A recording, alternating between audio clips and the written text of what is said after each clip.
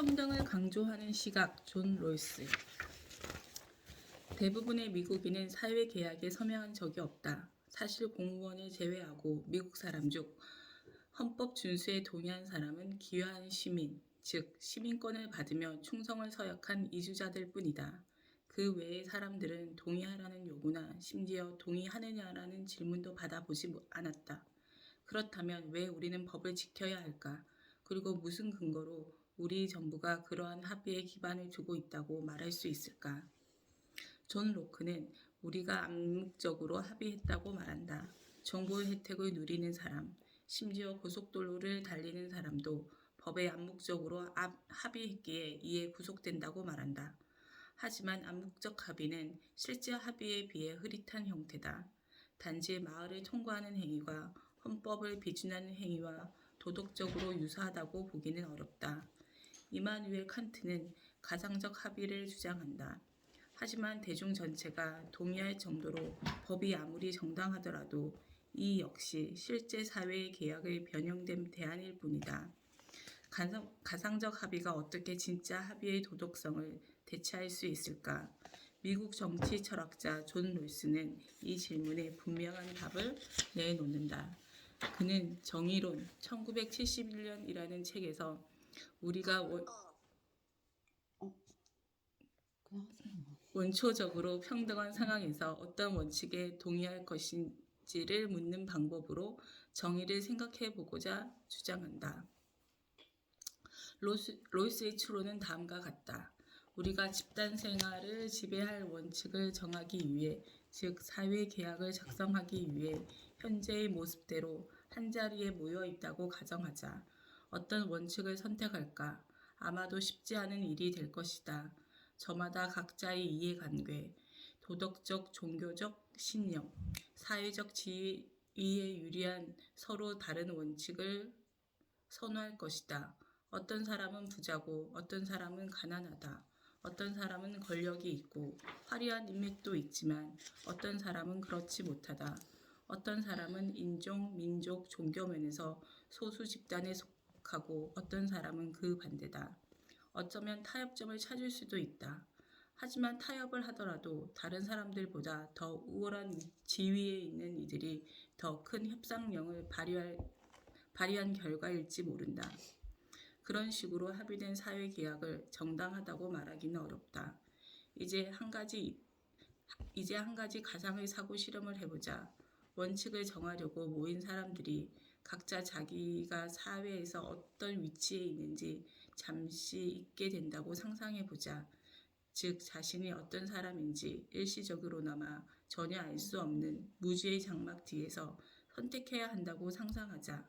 내가 어떤 계층, 성별, 인종, 민족, 정치적 견해, 종교적 신념을 갖고 있는지 모른다.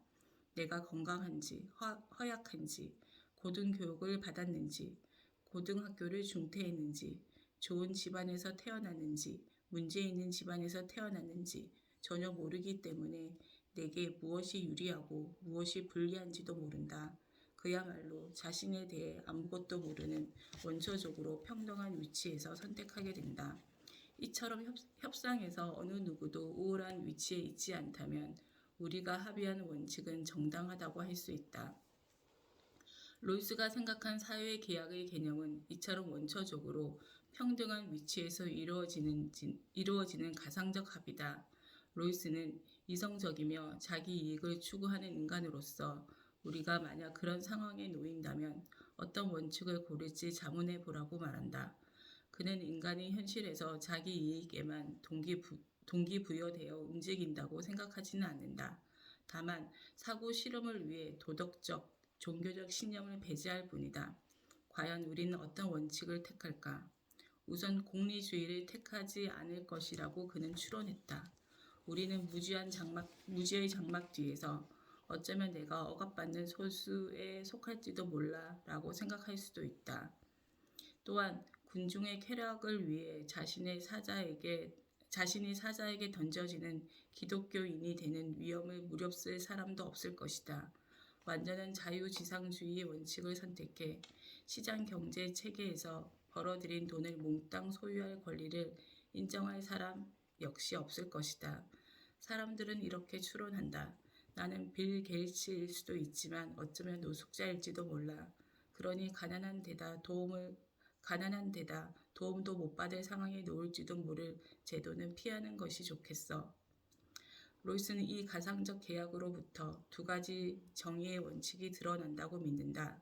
첫 번째는 언론 및 종교의 자유 같은 기본 자유가 모든 시민에게 평등하게 주어져야 한다는 원칙이다. 이는 사회적 공리나 일반적 복지에 대한 고려보다 앞선다. 두 번째 원칙은 사회적 경제적 평등과 관련되어 있다. 이는 소득과 부를 똑같이 나누라고 요구하지는 않지만 불평등한 사회적 경제적 배분은 사회 구성원 가운데 가장 어려운 사람에게 혜택이 돌아가는 경우에만 허용된다. 철학자들은 이 가상적 사회 계약에 참여하는 사람들이 과연 로이스 말대로 그 두 가지 원칙을 택할지 아니면 택하지 않을지 논쟁을 벌인다. 잠시 뒤에 우리는 로이스가 왜 그 원칙들이 선택되리라고 생각하는지 알게 될 것이다. 그 원칙으로 돌아가기 전에 우선 이런 질문부터 해보자. 과연 로이스의 사고 실험은 정의를 고민하는 제대로 된 방법일까? 실패하지 않은 합의로부터 어떻게 정의의 원칙을 끌어낼 수 있을까? 계약의 도덕적 한계. 로이스의 가상적 계약에 담긴 도덕적 효력을 이해하기 위해서 실제 계약의 도덕적 한계를 살펴보면 도움이 된다. 우리는 두 사람이 타협할 경우 합의 조건이 공정할 것이라고 흔히 생각한다. 달리 말해 계약으로 인해 당사자들이 정한 조건이 정당하다고 간주한다. 하지만 계약이 체결되었다는 사실만으로는 그 계약의 정당성을 보장하지 못한다. 계약은 실제로 체결했다고 해서 도덕성이 그 자체로 충분히 보장되는 것은 아니다. 당신과 내가 타협했다고 해서 그것이 공정하리라는 보장은 없다. 계약이 체결되더라도 공정한 계약인가, 두 사람이 무엇에 동의했는가를 항상 물어야 한다. 이 물음에 답하려면 계약 자체에만 초점을 맞추어서는 안 되며 독립적인 공정성 기준이 필요하다. 그러한 기준은 어디서 나올 수 있을까? 당신은 어쩌면 더 크고 우선되는 계약, 예를 들어 헌법을 생각할지도 모른다. 하지만 헌법도 다른 합의와 마찬가지 취약점을 갖고 있다. 헌법이 비준되었다고 해서 헌법 조항들이 정의롭다고 장담할 수는 없다. 1787년의 미국 헌법을 생각해보자. 당시 헌법은 장점도 많았지만 노예제를 인정했다는 오점이 있으며 이 오점은 남북전쟁 이후까지 남아있었다. 당시의 헌법을 필라델피아 대의원들에 이어서 각 주가 동의했지만 그것만으로는 정의롭다고 하기에 충분하지 않다. 이 결점은 시간을 거슬러 올라가 애초 합의에 문제가 있었다고 주장할 수도 있을 것이다. 당시 재헌회의에는 흑인이 없었으며 한 세기 지나서야 투표권을 갖게 된 여성 역시 없었다. 물론 재헌회의에서 대표성이 강화되었더라면 보다 정의로운 헌법이 만들어졌을 가능성은 분명 더 높다. 사회계약에 실시한다거나 재헌회의의 대표성이 높다고 하더라도 사회적 협의의 공정한 조건이 만들어진다는 보장은 없다. 도덕성은 처음부터 끝까지 합의에서 나온다고 생각하는 사람들에게는 못마땅한 주장일 수 있다.